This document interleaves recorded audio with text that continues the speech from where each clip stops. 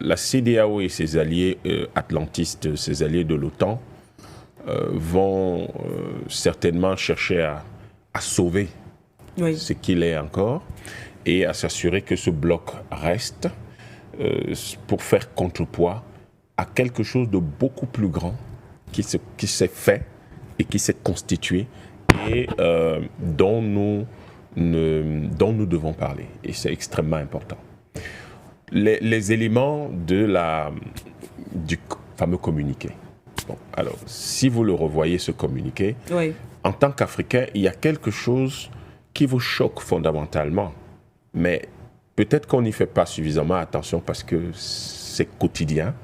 Mais vous avez ce communiqué, les 3 langues qui sont utilisées là, vous avez vu une langue africaine. Pourtant, c'est des Africains qui parlent. C'est-à-dire, pour un Russe, pour un Chinois, pour un Vietnamien, pour un Indien, c'est quelque chose de bizarre. Des Africains sont en train de parler, il y a de l'anglais, il y a du français, il y a du portugais. Qu'est-ce qui est africain là-dedans? Rien du tout.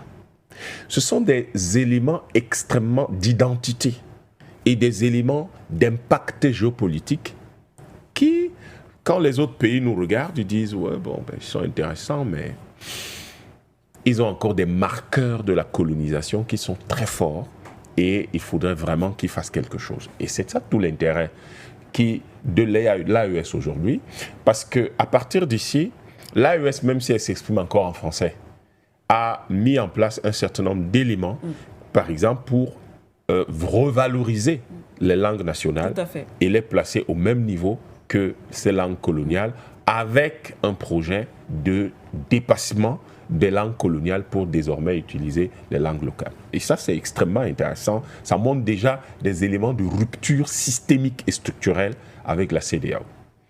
L'autre chose, c'est que dans ce communiqué, les gens vous disent, oui, nous allons apporter un soutien aux ressources humaines issues des 3 pays. Des 3 pays, oui.